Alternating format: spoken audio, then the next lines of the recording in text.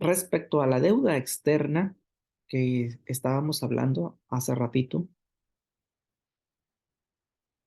se preguntarán cuándo inició esto de la deuda externa. ¿Cómo es que México llegó a endeudarse? La primera teoría más aceptada de cómo es que México llega a tener una deuda externa se da a principios de 1824 durante el primer presidente de México, con Guadalupe Victoria. Recordando un poquito, antes de 1824, en 1821 fue la independencia de México.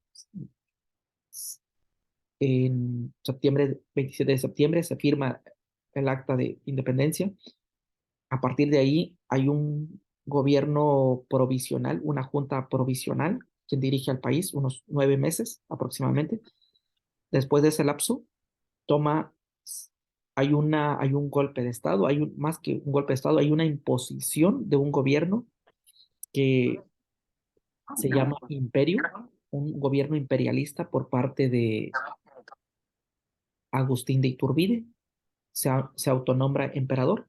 Entonces tenemos un imperio entre 1822 hasta 1823, a mediados. De 1823 en adelante se hacen elecciones y se postula o se gesta un nuevo sistema de gobierno. Se elimina el sistema imperialista y se crea por primera vez nuestra república, el sistema republicano, con Guadalupe Victoria. Entonces, Guadalupe Victoria, cuando llega al poder, a la presidencia, pues ya Agustín de Iturbide había derrochado tanta parte del dinero que lo que sobraba de las arcas del país.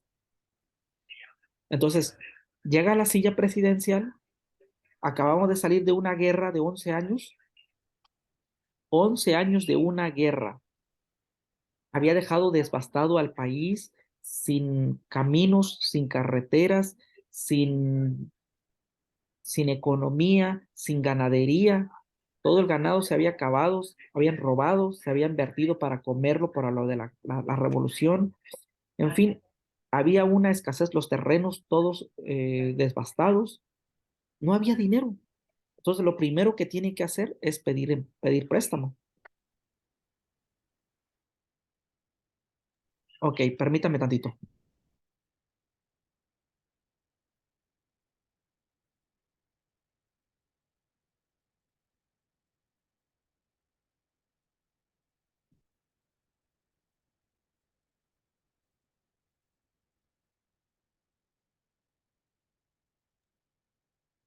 Bien, les decía, a partir de allí, Guadalupe Victoria empieza a gestionar su administración y empieza a pedir dinero prestado a Francia, a Holanda, a Inglaterra, a Estados Unidos, a Alemania y creo que esos son los países que les pide dinero préstamo. Luego, como no se fueron pagando los intereses, porque cada mes se tenían que pagar intereses e incluso anualmente se pagan los intereses y no se estuvo pagando porque el dinero que se venía al país lo malversaban, se tracaleaban cierto dinero, no invertían en lo que debían invertir y se fueron endeudando, no fueron pagando los intereses. Entonces, los intereses fueron generando intereses moratorios, interés sobre interés, y al año se tenían que pagar los intereses y no se pagaban, o la cantidad bruta.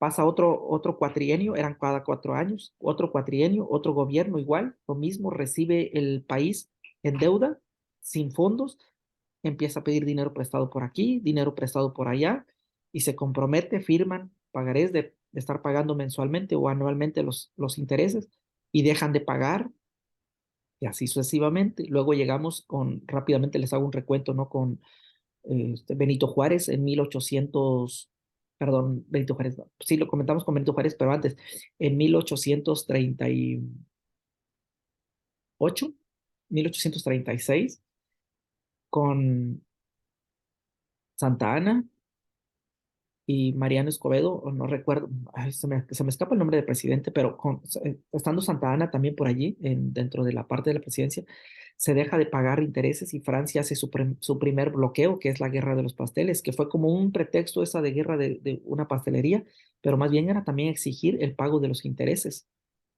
de la deuda externa. Tampoco se pagó. Luego ya con la instauración de la República con Benito Juárez en 1857 a 1862, 63 por ahí, también Benito Juárez deja de pagar la deuda externa. Entonces Francia hace su segunda intervención, su segunda, aparentemente segunda guerra o intervención aquí en México, exigiendo el pago de la deuda externa, de los intereses. O sea que Benito Juárez no lo pagó, literalmente no lo había pagado. Entonces, para rechazar a los franceses de la guerra y evitar la guerra, porque sí hubo un enfrentamiento, ahí hablamos de la guerra de la batalla de Puebla contra los franceses. Entonces se retiran a los franceses diciéndoles que se les va a pagar la deuda externa, un compromiso externo. Y así se ha ido acumulando año tras año, sexenio, cuatrienio tras cuatrienio, después ya después de la Revolución Mexicana ya empezamos con los sexenios.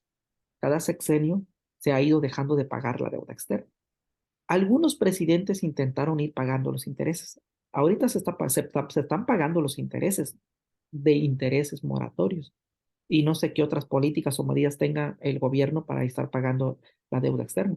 Pero lo que nos ha llevado a endeudarnos a que se deban esa cantidad aquí que dice 200,000 millones de dólares en el 2018, ahorita que estamos en 2023, muy probablemente no sean 200 millones de dólares, muy probablemente sean 210 millones, 10,000 millones, 210,000 millones, o probablemente sea más, o probablemente sea menos, habría que ver cuál es la estadística, pero todo se debe a eso, de no pagar los intereses moratorios. Cuando tú pides un crédito en un producto a crédito en Coppel, por ejemplo, o en Electra, o en alguna otra compañía, y, o lo de tus tarjetas, si tienes tarjetas de débito, tarjetas de crédito, y no la pagas, al siguiente día te empiezan a cobrar recargos, y esos recargos son intereses sobre intereses.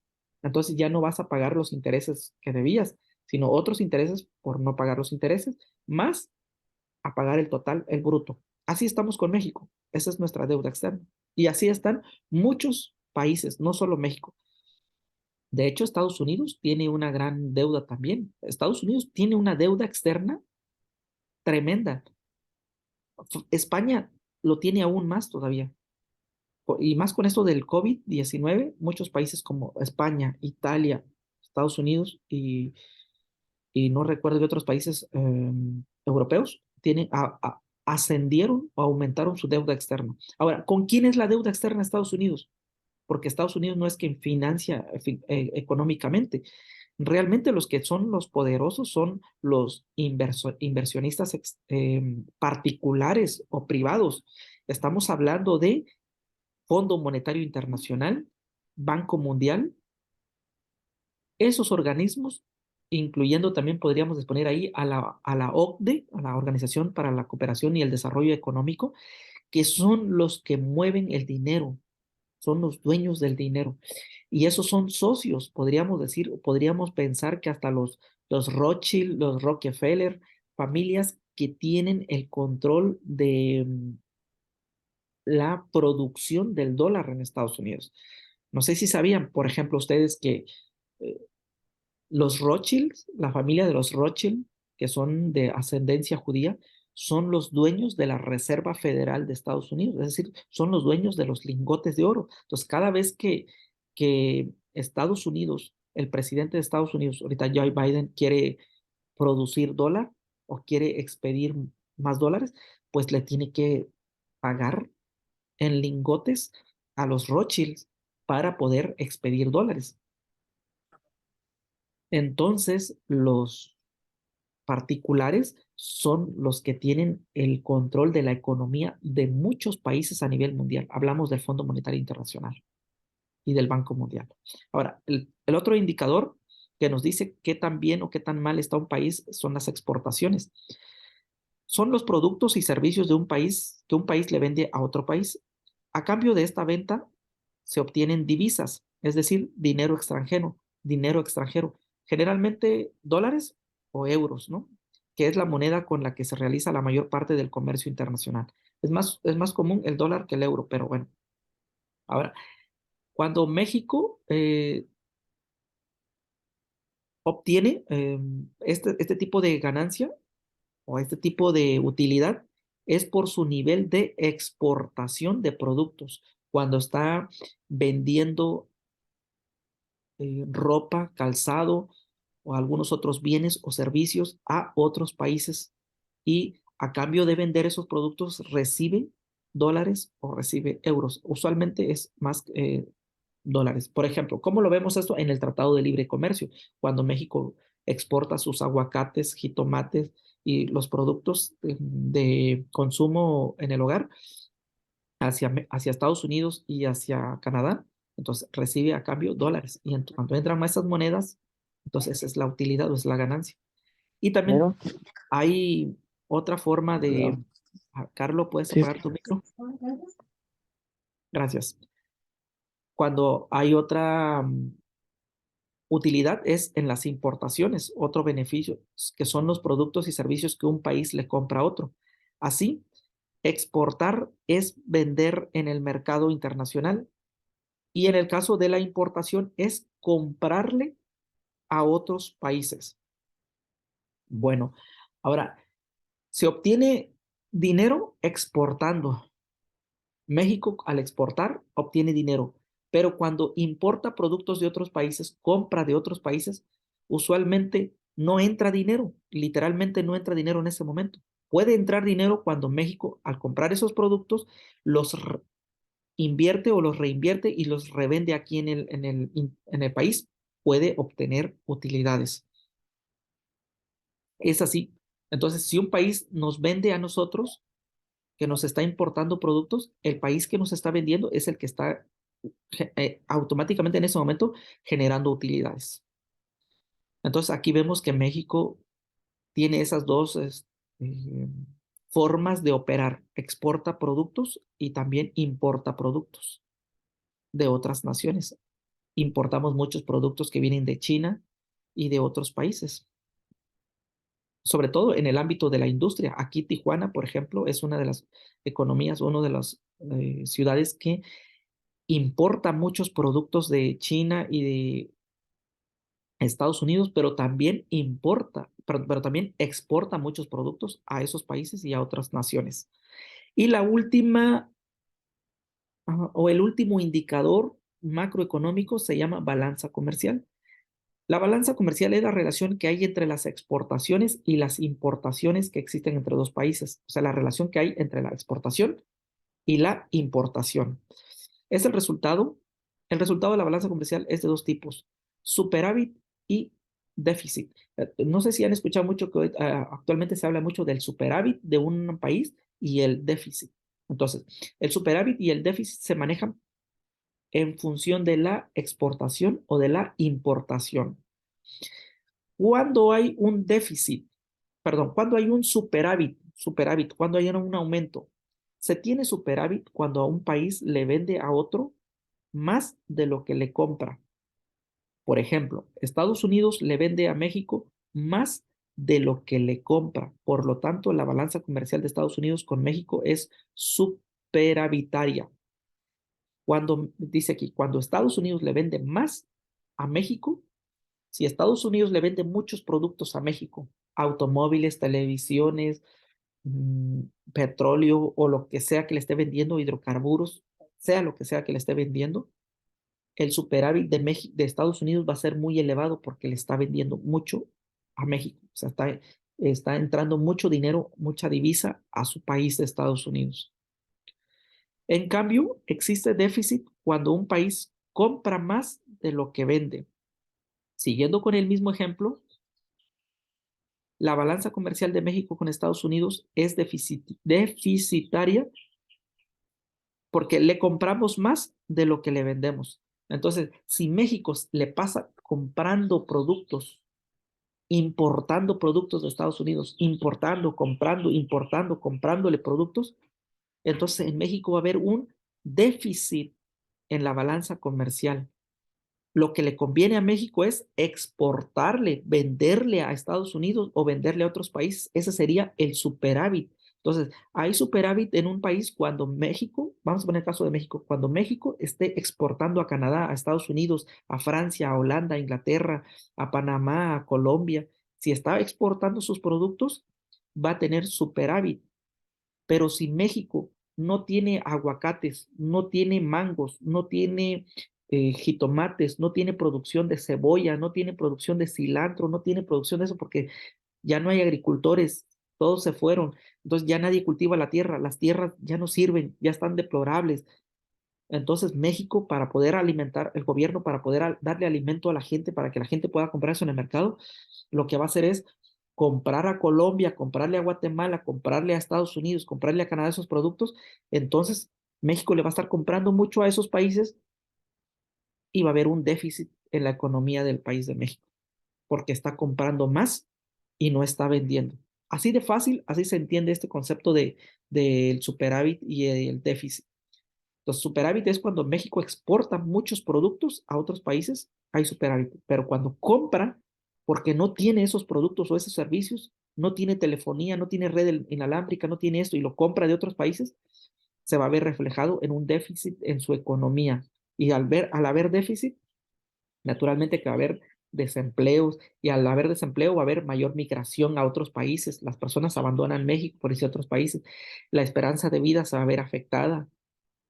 La canasta de consumo se va a ver afectada, ya no van a producir. Entonces, en función de la balanza comercial de todo lo que se exporta y lo que se importa, hay un superávit o un déficit y todo eso va a afectar a la economía de los hogares, a la economía de las empresas, a la economía de cada individuo y a la economía de la nación.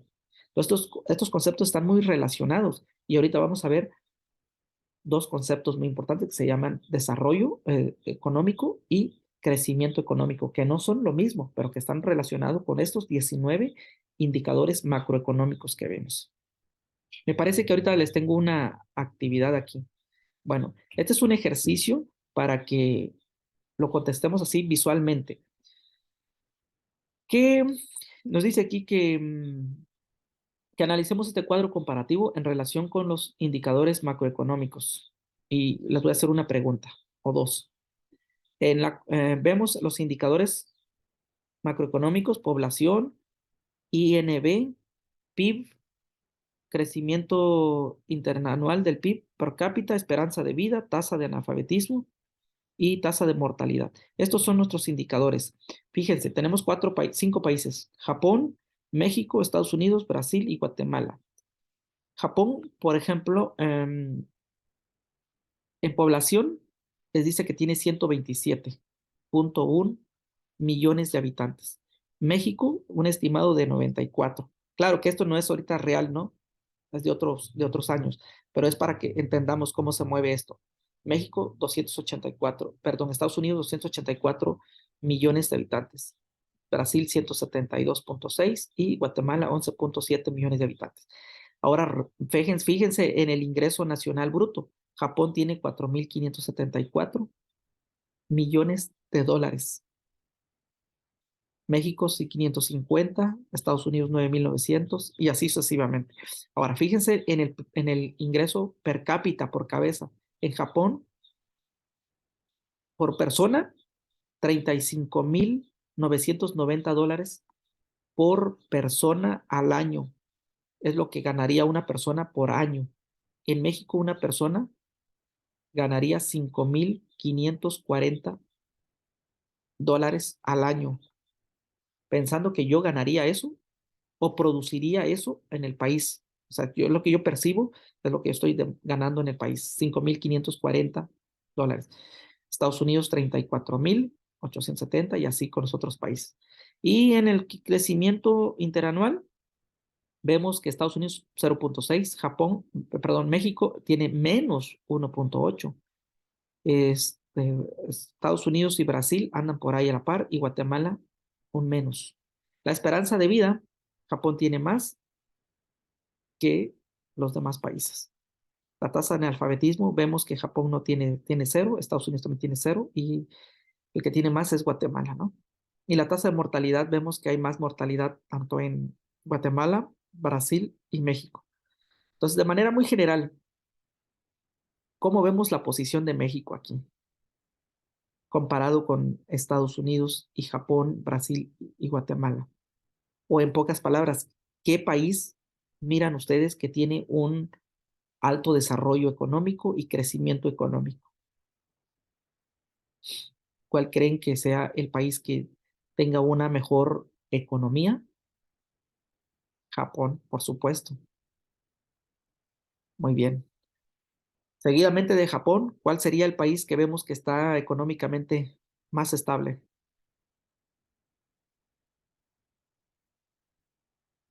No, de los que están aquí. Ahorita sí, China. Sí, correcto. Sí. Pero de los que están en la tabla, Estados Unidos, correcto.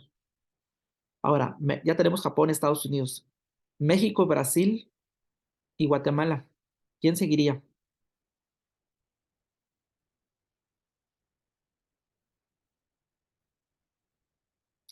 Brasil.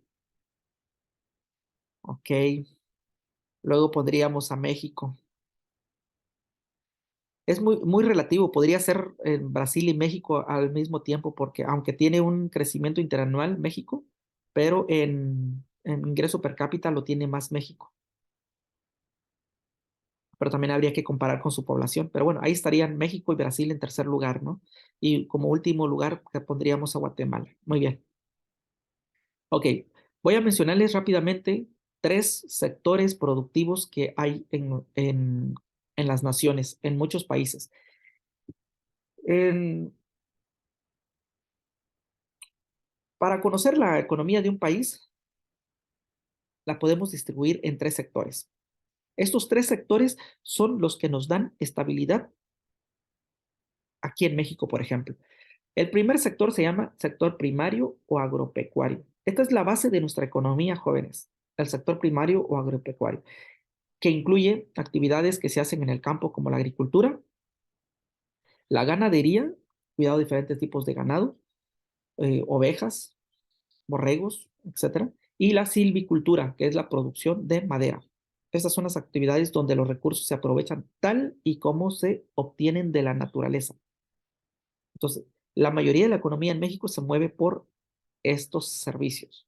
Aquí en México es una economía muy fuerte, el sector agropecuario, que incluye esas actividades que habíamos dicho, la agricultura, todas las hortalizas, la ganadería, con lo que tiene que ver con puercos, borregos, chivos, y ganados, y lo que es la silvicultura, producción y la tala de maderas. El sector secundario, también conocido como sector industrial, este abarca todo lo que se hace en las fábricas, todo lo que se produce y lo que se hace en las fábricas. Está dividido en ramas como la industria automotriz, producción de automóviles, la de vestido o de ropa, la industria textilera, la industria de electrónica, la elaboración de televisores, celulares, etcétera. Estas actividades con uso predominante de maquinaria para transformar las materias primas obtenidas en el sector primario. De lo que se obtiene del sector primario, de la agricultura, de la industria, de la minería o de los recursos naturales, se lleva a la industria y en la industria los procesan, los fabrican con los hidrocarburos, con todos los minerales, materiales para producir pulseras, teléfonos, televisores, prendas de vestir, accesorios de belleza, por ejemplo, del café, que viene de la agricultura, del grano de café, que tomamos la bebida de café, utilizan el café para crear pinturas de uña, pinturas de labio, o sea, los cosméticos de las señoritas, de las mujeres, vienen de los recursos naturales del café, se llevan a la industria y en la industria se procesa y sale un estuche para que tú compres tu pintura labial o tus rímers o pinturas de uñas que no solo del café, ¿no? Pero de otros productos también, pero que se extraen de la naturaleza o del campo, del sector agropecuario o del sector primario. Bien, el último sector se llama sector terciario, también conocido como de servicios. Estos, aquí en este tipo de servicio, de sector, perdón, no se producen bienes materiales que se puedan tocar. Estos reciben los productos ya elaborados del sector primario y secundario para su distribución y venta. Por ejemplo, los bancos, transportes automovilísticos, las comunicaciones o telecomunicaciones, el comercio, la educación, o sea, la escuela donde tú vas, etcétera, etcétera, y otros servicios. Estos son los sectores productivos. Ok, voy a hacer un alto hasta aquí. Permítame tantito. Voy a moverme del lugar.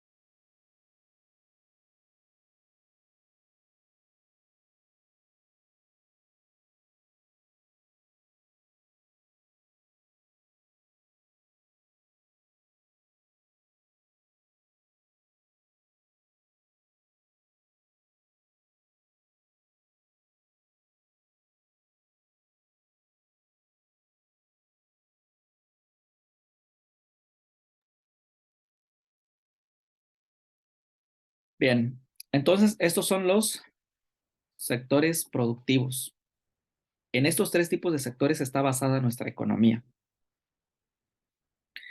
Y aquí está una tablita muy simplificada.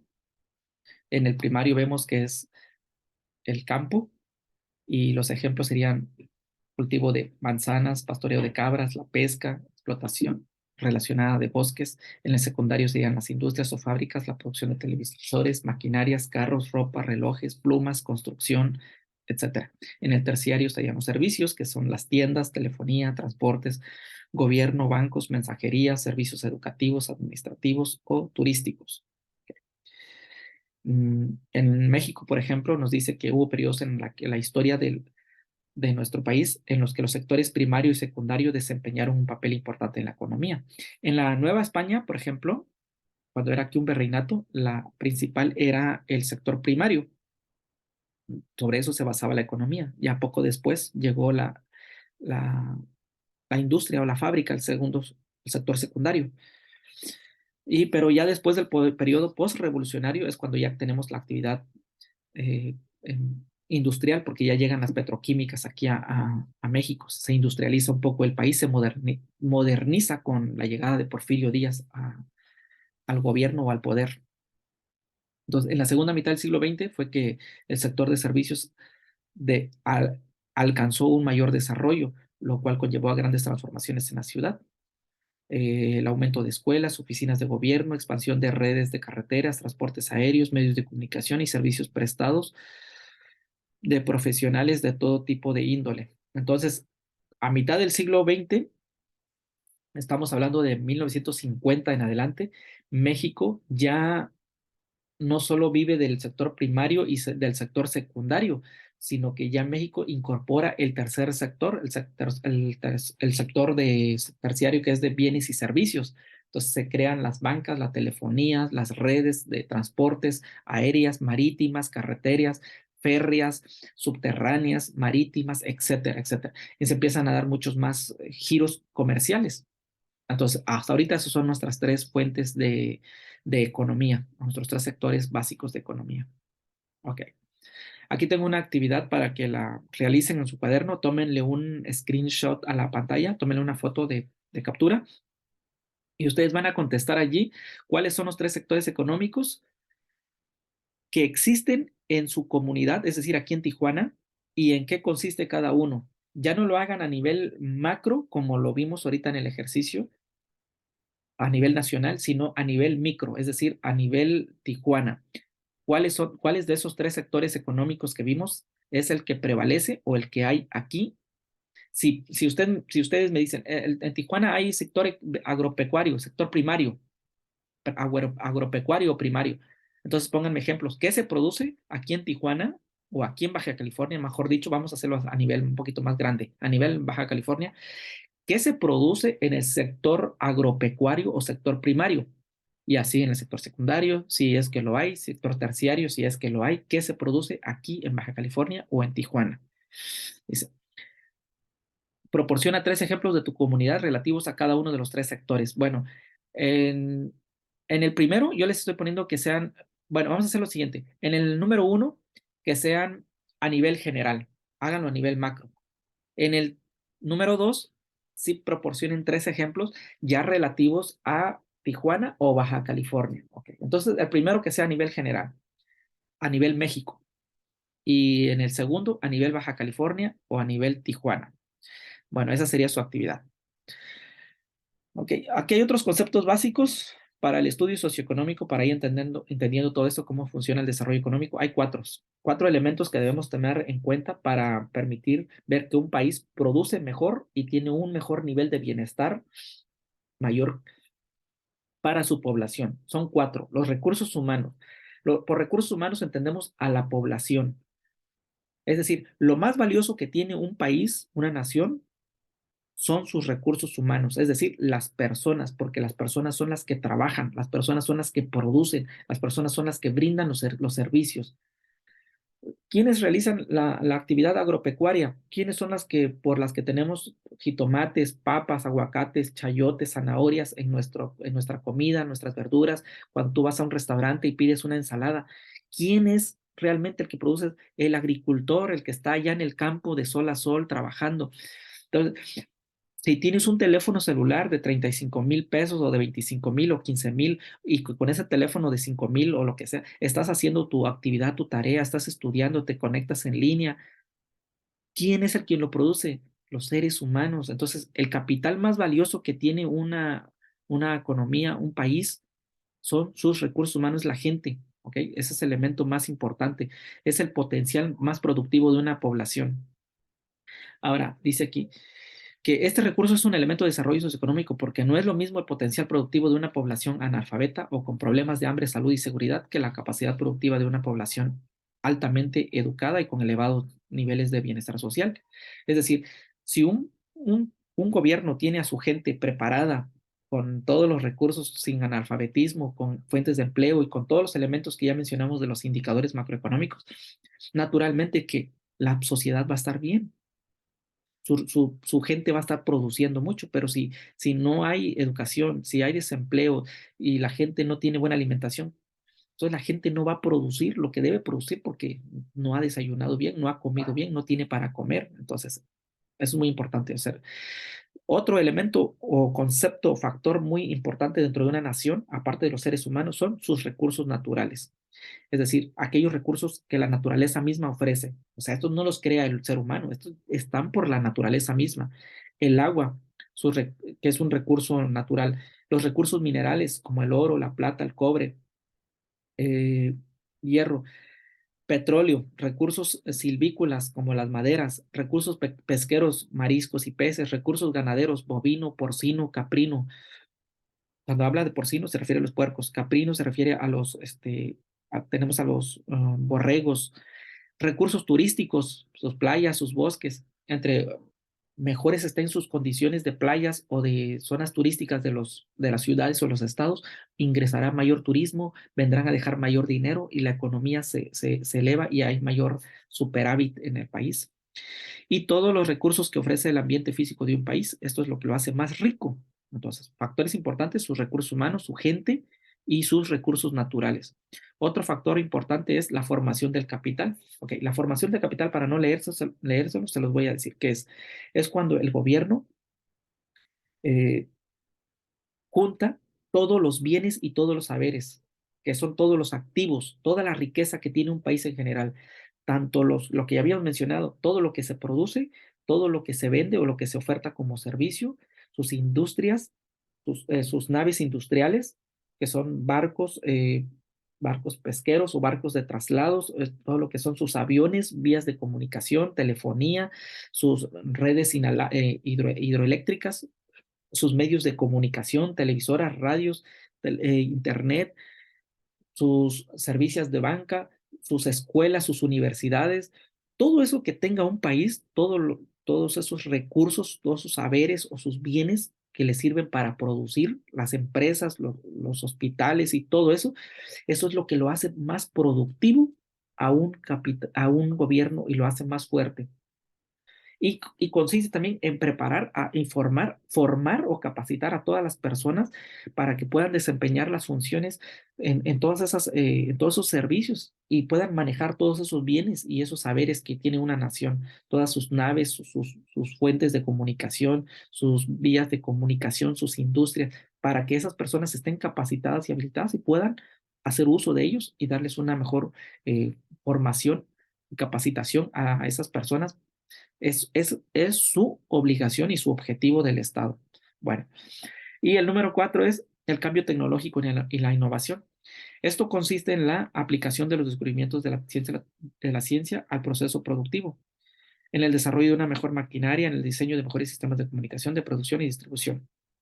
Entonces, ¿qué es esto? Es la aplicación de la tecnología a la producción, la aplicación de la ciencia a la producción. Cuando un país, cuando un gobierno aplica o lleva la ciencia a la producción o lleva la tecnología a la producción, eso hará que las condiciones de vida sean mejores para las personas, facilite más y sea más cómodo para las personas.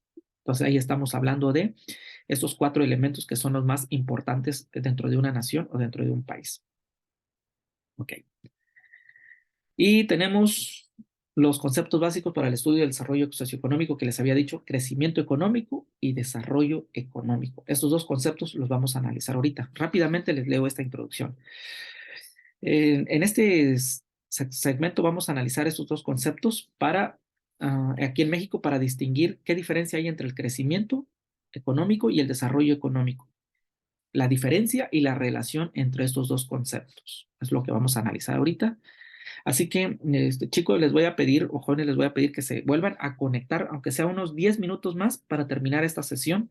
Ya nos quedan como 3 diapositivas y otros que son unos ejercicios, pero los van a hacer en casa. Entonces, en unos 10 minutos terminamos la clase, así que les pido de favor que se vuelvan a reconectar. Los veo ahorita, porque esta sesión ya se me va a cerrar, ¿vale? Bueno, los veo ahorita.